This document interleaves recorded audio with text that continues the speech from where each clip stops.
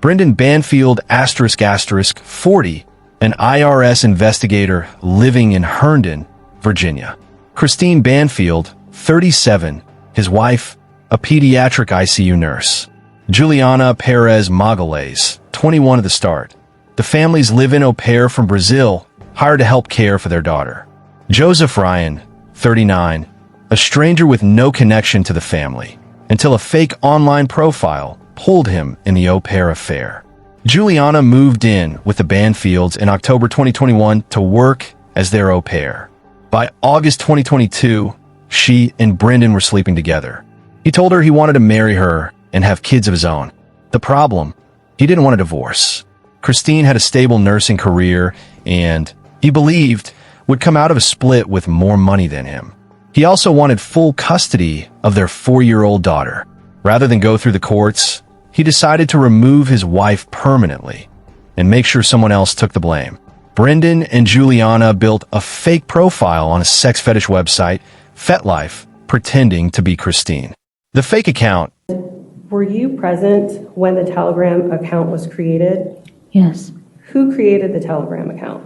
Brendan. And how did he do that?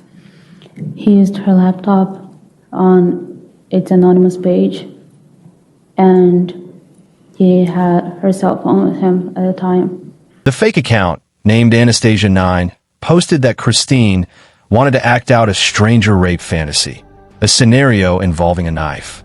They messaged back and forth with several men before settling on one, Joseph Ryan.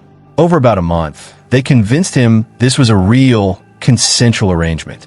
He agreed to come to the house on the morning of February 24th, 2023, bringing a knife and restraints.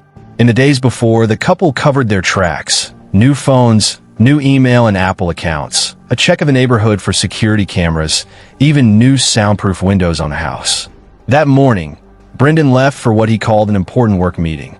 He confirmed Ryan's arrival time using Christine's phone, then turned the phone off and hid it in a kitchen drawer. Juliana waited outside in her car with a 4-year-old. When Ryan arrived, she called Brendan, who was sitting at a nearby McDonald's. He came back. They put the little girl in the basement and went upstairs. According to Juliana's later testimony, Brendan shot Ryan once when they found him in the bedroom with Christine.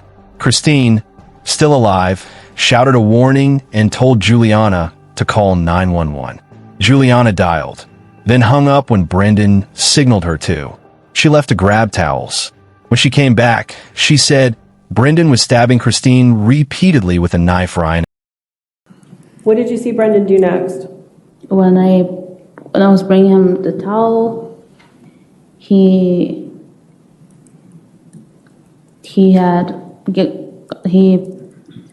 got on top of her, and that's when I first saw him stabbing her with a knife. Where on her body was he stabbing her? Her neck. Brendan enters the bedroom first, shooting Joe in the head. Picks up the knife that Joe had brought and stabs Christine repeatedly in the neck. She then shot Ryan again herself because he was still moving. Brendan's 911 call told a very different story, that an unknown man had broken in and attacked his wife, and that he'd shot him in self-defense. Hi. And what's your name and what's going on? My name is Brendan Banfield. I'm a federal agent. This is my house. There's somebody here. I shot him. But he stabbed her. She's bleeding. She's got several marks on her neck. What do I do? Okay. So for months, that story mostly held, but small things didn't add up. Brendan found his wife's missing phone himself. Blood spatter on Ryan's body suggested Christine's blood had dripped down onto him, meaning he was likely already on the ground while she was being stabbed, not attacking her.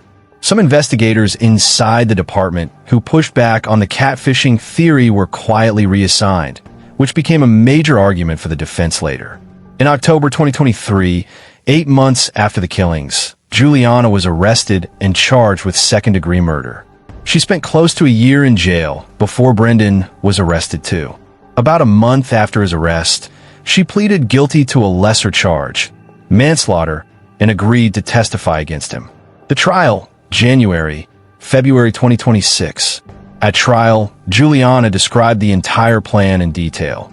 The fake profile, the months spent grooming Ryan, the staged rescue.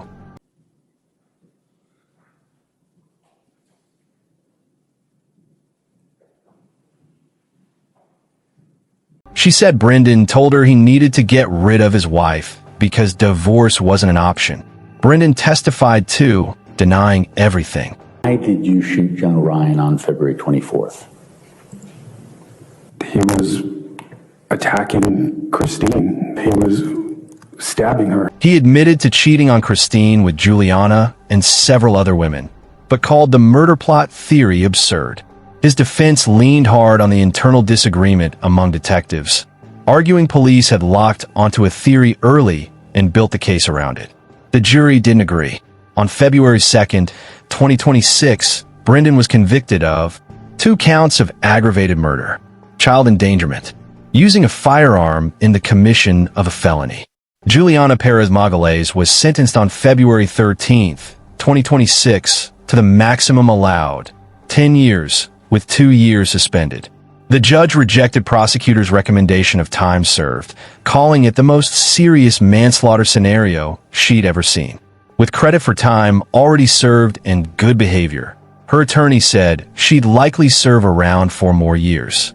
Brendan Banfield was sentenced in early June 2026 to life in prison without parole, mandatory under Virginia law for aggravated murder.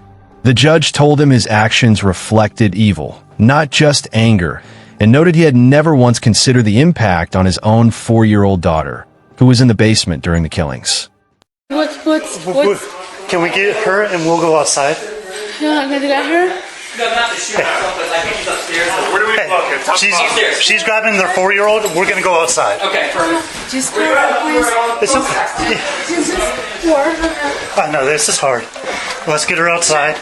Joseph Ryan was never anything but a stranger who answered what he thought was a real, consensual message. His mother told the court she lost her best friend and biggest supporter, someone who'd flown out to care for her through cancer treatment. For months, he was publicly remembered as a violent home invader. He never got to defend himself because he never got the chance.